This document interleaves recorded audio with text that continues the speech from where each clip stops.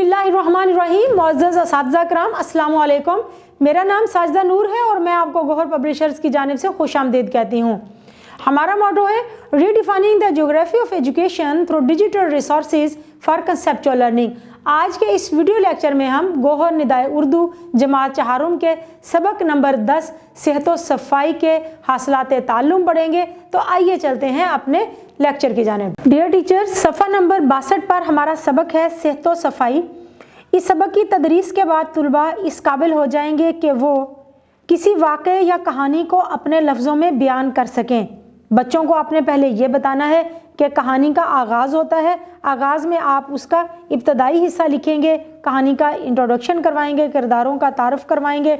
उसके बाद उरूज आता है, जहाँ पर तजस्सुस पैदा होता है कि अब आगे क्या होगा, और फिर कहानी इख्तिताम की तरफ जाती है, जहाँ पर उसका हल नज़र आता है। हमें लफ्ज़ों का चुनाव और जुमलों की तरतीब का ख़ास ख्याल रखें। बच्चों की मशक करवाएं कहानी लिखने के लिए। कोई भी वाक़या जो उनको पेश आया हो, बच्चों से पहले सुने और फिर उनकी रहनुमाई करते हुए उन्हें लिखना सिखाएं। इबारत यानी नज़म और नसर पढ़कर सवालात के जवाब दे सकें। अगर कोई नज़म पढ़ते हैं या कोई नसर, कोई इबारत पढ़ते हैं, उसका मफ़हूम उन्हें इतनी अच्छी तरह से समझ आ जाए कि आप अगर उनसे कोई सवाल पूछें तो वो आपको जवाब दे सकें। और ये उसी वक्त मुमकिन है जब आप उनको सबक पढ़ा रहे हों, मतन पढ़ा रहे हों, तो दरमियान में छोटे छोटे सवालात पूछकर उनकी तफ़हीम का जायज़ा ले सकते हैं। इमला को सेहत के साथ तहरीर कर सकें। इमला आना, लफ्ज़ लिखना आना बहुत ज़रूरी है अच्छी लिखाई के लिए। अगर बच्चे को लिखना आता होगा तो ही वो अपने ख़यालात का इजहार लिख कर सकेगा।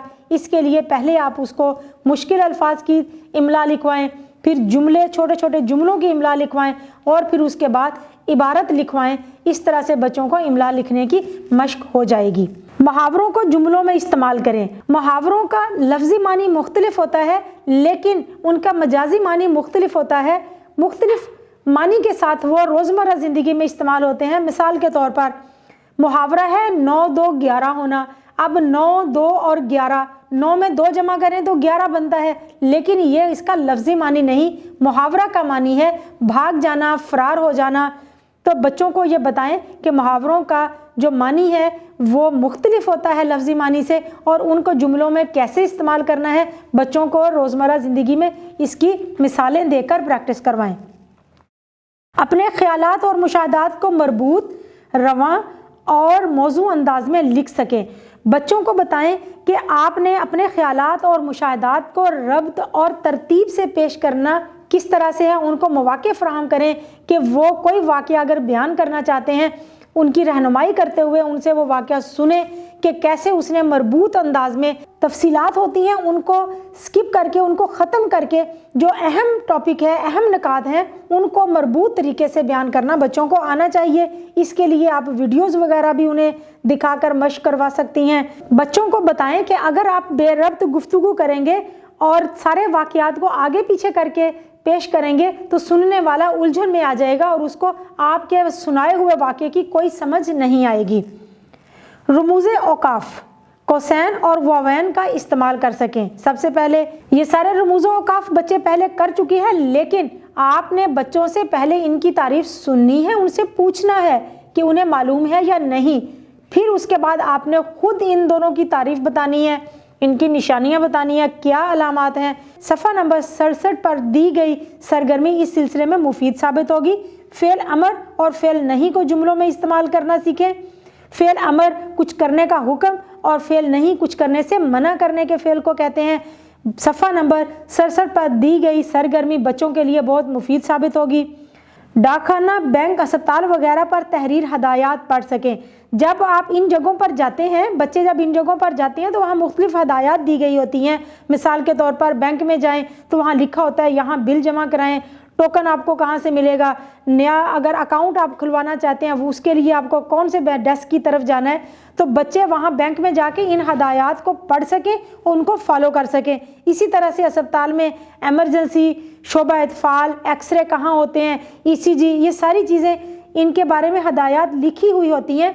تو بچے ان کو پڑھ کر ان پر عمل کر سکے، اس کی آپ نے پریکٹس کروانی ہے۔ بار بار یہ ہدایات لکھ کے بچوں کو دکھائیں، پڑھوائیں اور انہیں بتائیں کہ ان ہدایات کا مطلب کیا ہے۔ درخواست لکھ سکے، بچوں کو درخواست لکھنے کی مشق مثالیں دے دے کر کروائیں کہ آپ نے کس کو کون سی درخواست لکھنی ہے۔ استاد کے نام، اگر ہیڈ ماسٹر کے نام آپ نے چھٹی کی درخواست لکھنی ہے بیماری کے لیے، وہ اس کا کیا خاکہ ہوگا۔ اگر آپ نے یونین کونسل کے نام درخواست لکھنی ہے صفائی کے لیے تو اس کا کیا خاکہ ہوگا، کس طرح سے شروع کریں گے، کیسے اس کا اختتام ہوگا۔ لیکن یہ ساری چیزیں مشق سے ہی آئیں گی، بچوں کو بار بار یہ چیزیں کروائیں تو بچے یہ سب سیکھ لیں گے۔ ڈیئر ٹیچرز، امید ہے کہ آپ کو آج کا یہ لیکچر بہت اچھی طرح سے سمجھ آ گیا ہوگا۔ آپ کی سہولت کے لیے گوہر پبلشرز کی ویب سائٹ پر کی books, scheme of studies, lesson plan اور ماڈل پیپرز دے دیے گئے ہیں۔ آپ انہیں وہاں سے استعمال کر کے اپنے طریقہ تدریس کو مزید بہتر بنا سکتے ہیں۔ انشاءاللہ اگلی ویڈیو میں اگلے لیکچر کے ساتھ پھر ملیں گے۔ اپنا خیال رکھیے گا۔ اللہ حافظ۔